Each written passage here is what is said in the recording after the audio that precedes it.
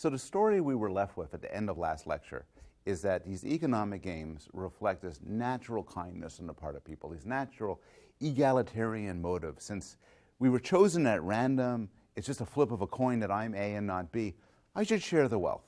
I should sort of just pass around some of it to the next person. Now, this is a very nice interpretation of the data, but many people are a lot more cynical. There's something which seems strange about this response.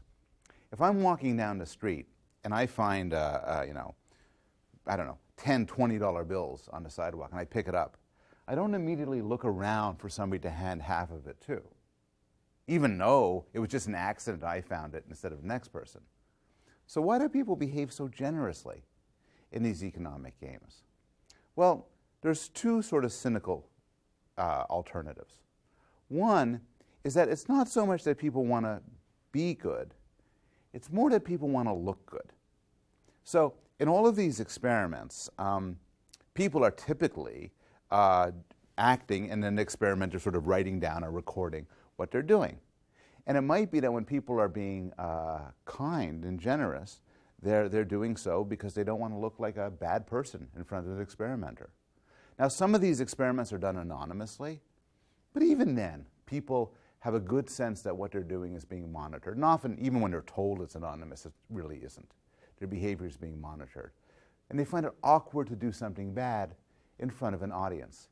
And we've seen this before. When we discussed the psychology of religion and its moral effects, we talked about experiments showing that when people are being observed, they're nicer than when they're not observed. So people are more likely to cheat when shown a computer screen like this than a computer screen like that, which gives them an impression that somebody's watching them.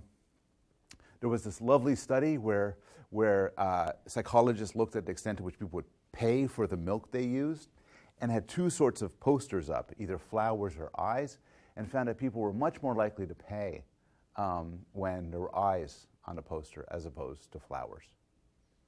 So we could see that maybe the observation, people behave nicely in order to preserve their reputation, in order not to look like jerks. One economist points out that imagine doing the dictator game, and now you're on national TV. Your parents are watching, all your friends are watching. Well, you're probably going to give 50% because you want to show the world what a nice person you are.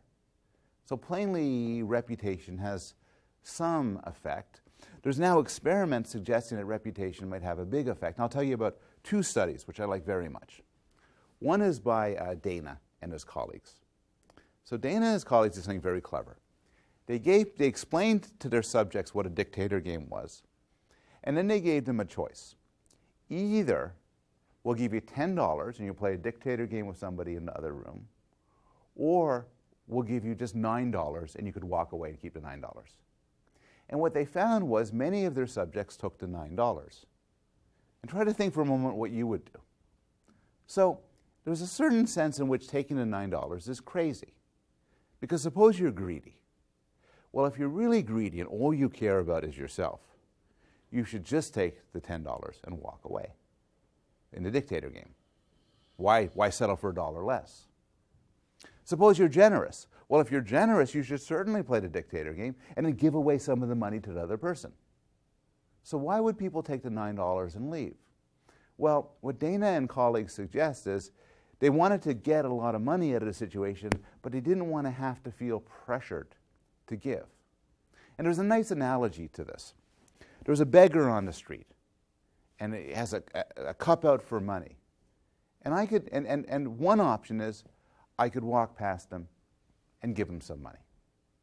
And another option is I could walk past him and not give him some money. But a third option is I could cross the street so I don't have to walk past him. I could cross the street so I'm not confronted with the option of having to be kind. And I think this is why sometimes people take the $9. Another study was done by List and his colleagues. And this was a modified dictator game. So there's person A and there's person B. And person A is told, okay, you're going to get $10. Here's $10 for you. And the other person who's in another room, you're not going to see him, is going to get $5. And the question is, how much of your $10 do you want to give away? And in those circumstances, people give about $2 or so. They give some small sum of money. And they said, look, people are being generous. But then they did a clever twist on this. They had exactly the same scenario, but now they told the person, okay, you have $10, the other person's $5. You could give that other person as much money as you want, or you can take as much money as you want from the other person. Now, if the giving is just motivated by generosity, this other option shouldn't make any difference. Because, why would I ever want to take from this person? But it does make a difference. When given the option of taking, all of a sudden people start taking away a little bit from the other person. So how do we think about this? Well, their interpretation goes like this. Suppose you got the standard game. You get $10 and the other person gets $5. You're told you can give as much as you want to the other person. And what you think is, I want to walk away with as much money as possible, but I don't want to look like an ass. So I'll give him some money. In the second circumstance, you have $10 you could either give, you could take. You say, look, I want to walk away with as much money as possible, and I don't want to look like an ass. What an ass would do is take all of his money. I'm not going to do that. I'll just take a little bit. There's no generosity here. It's basically reputation management. And the idea is that our behavior is not so much governed by a sense of right and wrong as a sense of wanting to appear right or wrong in front of an imagined or real spectator. So that's one sort of objection to the standard interpretation of these economic games. A second one is that regardless of why people give in a dictator game, whether it's due to generosity or it's due to reputation management, this may not be universal. It may be cultural. So in a classic article published just a couple of years ago by Joseph Henrich and his colleagues, they talk about what they describe as the weirdest people in the world. And weird is an acronym, meaning Western educated industrial rich democracies. And they point out most psychology research is done with weird people. Roughly 96% of the subjects of psychology experiments are from Western educated industrial rich democracies. In fact, 68% of the subjects are from America. Roughly 99% of the authors of psychology experiments are from weird societies, and about 3/4 are from the United States. But only 12% of modern humans come from weird societies. So almost all of our edifice of psychology, both the people we study and the people who do the studying, are from a very narrow subset of humanity. More than that, this narrow subset is unusual in certain significant regards. So weird people differ in their lifestyle than the way humans have lived and the conditions under which we've evolved through almost all of human history. For the vast majority of our evolutionary history, we've lived in small-scale societies that have had no schools, government, hospitals, police, complex divisions of labor, markets, militaries, formal laws, or mechanized transport. These are all pointed out by Henrich et al. In her article. They point out that children had no books, they had no TV, they had no internet, they didn't go away to go to school, they learned through observation and imitation. By around age 10, they were expected to be able to gather their own food and routinely kill and butcher animals. This isn't, the life that weird people live, including me, is entirely different from that. And the life that weird children live in, including my children, including the children I study in my lab, is entirely different from that. Henrich et al. Suggested that this difference might make a difference. They suggest that data we collect on weird societies, including data about moral intuitions, including data about generosity in economic games, may not reflect the natural human state, but rather may reflect a very unusual sort of cultural niche. And then they do studies that might support this. So if you look at United States behavior in a dictator game, in one study, people in the United States give just under 50% of their resources. They give a huge amount, just about half of their money to a stranger. But then you look at other societies, and it turns out that you get a huge amount of variation.